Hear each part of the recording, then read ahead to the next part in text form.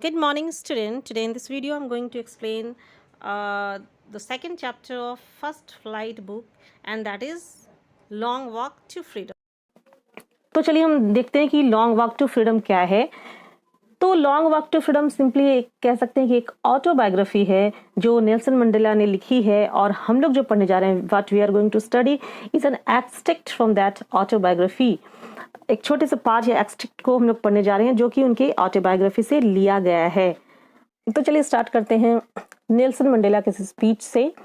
और मैं आपको बता दूं कि इस स्पीच को पढ़ करके ऐसा हमको कहीं नहीं लगेगा कि हम किसी सोशल रिफॉर्मर या फिर किसी पॉलिटिशियन को पढ़ रहे हैं, बल्कि हम ऐसा फील करेंगे कि हम किसी ग्रेट पोएट को पढ़ रहे हैं। ये लैंग्वेज इतना पोएटिक आउटपोरिंग है। तो चलिए हम स्टार्ट करते हैं। Today all of us do by our presence here confer glory and hope to newborn liberty out of the experience of an extraordinary human disaster that lasted too long must be born a society of which all the humanity will be proud. तो begin करते हैं Nelson Mandela और बोलते हैं कि आज हम लोग जितने यहाँ प्रेजेंट हैं और जिस विक्ट्री को सेलिब्रेट करने के लिए यहाँ पे हैं, तो आज हम इस ग्लोरी को और जो हमारा होप है, जो हमारी आशाएं हैं, फ्यूचर की जो आशाएं हैं, उसको हम किसको देना चाहेंगे? न्यू बॉर्न लिबर्टी को, जिससे हमारी बहुत सारी आशाएं जुड़ी हुई है। आज एक नई लिबर्टी का जन्म हुआ है। Out of the experience of an extraordinary human disaster that lasted too long, ये जो फ्रेज है एक्स्ट्रा ऑर्डिनरी ह्यूमन डिजास्टर, ये सिंपली इंडिकेट कर रहा है उस ब्रूटल अपार्थाइड सिस्टम को, जिसकी वजह से जो चला लगभग 2 या 3 सेंचुरी तक चला वहाँ साउथ अफ्रीका में, और जिसकी वजह से कह सकते हैं कि ह्यूमन डिजास्टर हुआ। अब ये ह्यूमन डिजास्टर क्या होता है मैं आपको बता दूं। कहीं ना कहीं जब हम लॉ ऑफ नेचर के अगेंस्ट जाते हैं, ह्यूमनिज्म किस चीज़ में बिलीव करते हैं कि according to the law of nature all the human being are same by the shape and formation सबका एक है। तो इस तरह से जहां हम भेद लाते हैं, डिस्क्रिमिनेशन लाते हैं बाय कास्ट, बाय कलर या बाय जेंडर, तो कहीं ना कहीं हमारा जो ये ह्यूमन फैक्टर है वो खत्म होता है। और इसको हम ऐसे भी देख सकते हैं कि ह्यूमन डिजास्टर और कब होता है कि जब एक सेक्शन ऑफ द सोसाइटी कह सकते हैं कि जो ऑपरेसर है और एक ऑपरेस्ड सेक्शन है, तो अगर जो ऑपरेसर है उनके अंदर भी ह्यूमन फैक्टर खत्म होता है, वो क्रूएल हो जाते हैं, और जो ऑपरेस्ड सेक्शन है सोसाइटी की, उसके अंदर जो ह्यूमैनिटी नाम का जो शब्द है, जो कह सकते हैं मानवता, इस वर्ड से उनका विश्वास खत्म हो जाता है। तो कहीं ना कहीं बहुत बड़ा ह्यूमन लॉस होता है। तो उसी एक्स्ट्राऑर्डिनरी ह्यूमन डिजास्टर के बारे में बता रहे हैं कि जो बहुत दिन तक चला, और उसके बाद ये सोसाइटी का जन्म होना था जहाँ पे मानवता, जो ह्यूमैनिटी, उसको भी प्राउड फील हो, वो अच्छे से इस जगह पे डोमिनेट कर पाए। We who were outlaws not so long ago have today been given the rare privilege to be the host of the nation of the world on our own soil. We thank all of our distinguished international guests for having come to take position with the people of our country of what is after all a common victory for justice, for peace, for human dignity. So बहुत सारे ऐसे countries थे जो south Africa के इस system जो है, ये जो रेशियल डिस्क्रिमिनेशन वाला सिस्टम है, इससे बहुत सारे कंट्रीज साउथ अफ्रीका से दूर हो गए थे। तो ये बोलते हैं कि आज फिर से हमको एक रेयर प्रिविलेज मिला है कि मैं होस्ट करूं उन इंटरनेशनल गेस्ट को जो कि यहाँ पे आए हुए हैं, वर्ल्ड के हर नूक एंड कॉर्नर से यहाँ पे आए हुए हैं, हमारी धरती पे, हमारे सॉइल पे। तो उन लोगों को मैं थैंक बोलता हूँ, और मैं बताता हूँ कि ये विक्ट्री सिर्फ साउथ अफ्रीकन पीपल की विक्ट्री नहीं है, ये कॉमन विक्ट्री है। किस चीज़ की विक्ट्री है? Victory for justice, for piece and human dignity.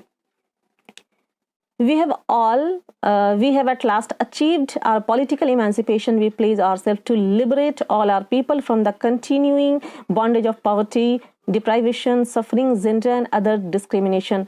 तो बोलते हैं कि यहाँ मेरा जो वर्क है, माई जॉब यहाँ जो है, is not over right now.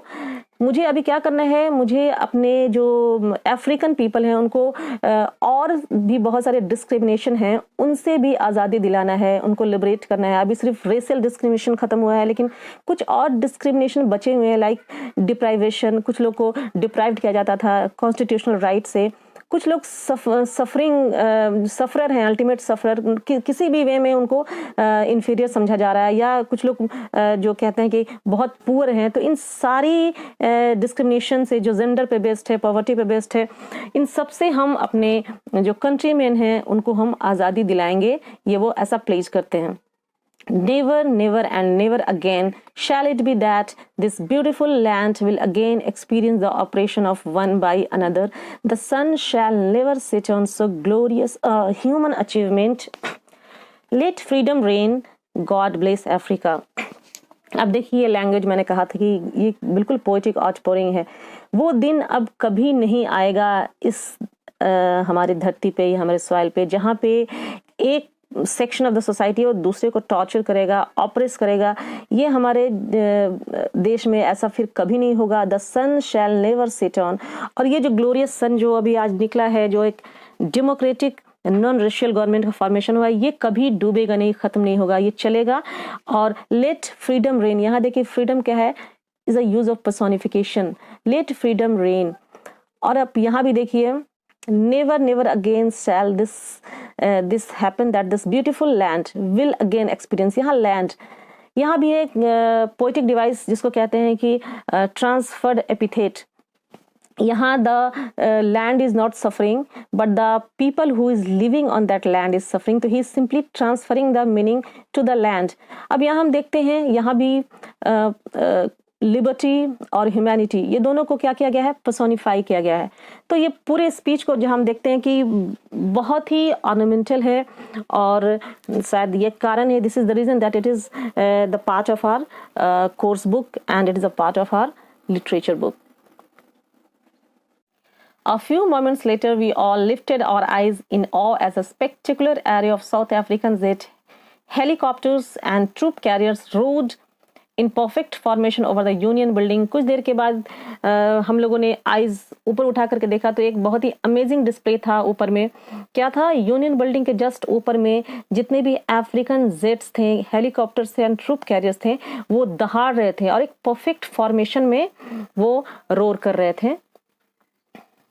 Only moments before the highest general of the South African Defence Force and police, their chest bedecked with ribbon and medals from days gone by, saluted me and placed their loyalty। कुछ देर पहले वहाँ के जो कहते हैं highest general हैं south Africa के, जिनका जो वो चेस्ट था वो रिबन से डेकोरेट था, उसने क्या क्या सल्यूट किया, अपनी लॉयल्टी पे की।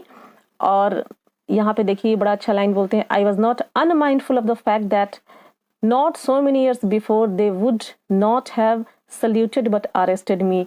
कुछ साल पहले की बात है, ये मुझे क्या, मेरे लिए बहुत लो ओपिनियन रखते थे और ऐसा नहीं होता कि ये सल्यूट करते, ये क्या करते, ये मुझे अरेस्ट करते। Finally a chevron of Impala jet left a smoke trail of the black, red, green, blue and gold of new South African flag। फिर क्या होता है कि एक जो वी शेप का जो इम्पाला जेट जो है वो बहुत सारे स्मोक को वो करता है, निकालता है, जो कि वहाँ के न्यू जो अफ्रीकन फ्लैग के कलर को डिस्प्ले करता है, जो ब्लैक, रेड, ग्रीन और ब्लू था। The day was symbolized for me by the playing of our two national anthem। तो उस दिन क्या हुआ कि एक इसको, इस डे को बहुत ज़्यादा सिंबॉलिक बनाया गया। दो नेशनल एंथम प्ले किए गए, एक जो वाइट गाते थे पहले और एक जो न्यू था ब्लैक के लिए बना था। वाइट ने गाया एनकोसी सिकेलेल एंड ब्लैक जो गाते थे वो था die stem.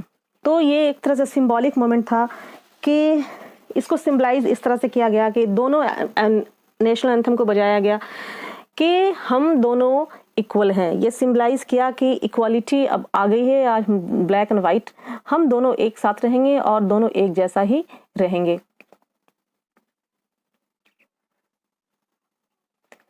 In the first decade of the 20th century, a few years after a bitter Anglo-Boer war and before my own birth, the white-skinned people of South Africa patched up their differences and created a system of racial discrimination against the dark-skinned people of their own land. The structure they created formed the basis of one of the harshest, most inhumane society of the world has ever known. Now, in the last decade of the 20th century, and my own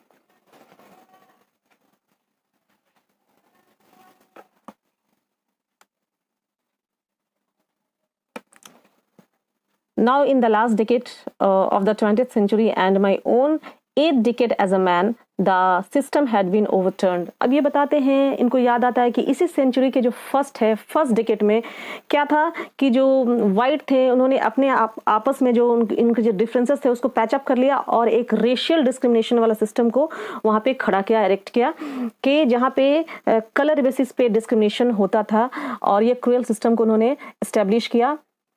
और फिर बोलते हैं कि वो 80 years के हो गए हैं कि 8 डिकेड एज ए मैन। अब लास्ट डिकेड में वो देखते हैं कि किस तरह से उस सिस्टम को ओवरटर्न कर दिया गया, किस तरह से उस सिस्टम को खत्म कर दिया गया। Overturned forever and replaced by one that recognized the right and freedom of all the people regardless of the color of their skin. So वो सिस्टम जो फर्स्ट डेकेड में जो इनिशिएट किया गया है वो आज बिल्कुल ख़त्म हो चुका, कोलैप्स हो चुका है, और आज एक ऐसे सिस्टम, एक ऐसे डेमोक्रेटिक गवर्नमेंट का फॉर्मेशन हुआ है, कह सकते हैं कि जहाँ पे सबको इक्वल राइट मिलेंगे और किसी तरह का डिस्क्रिमिनेशन नहीं होगा।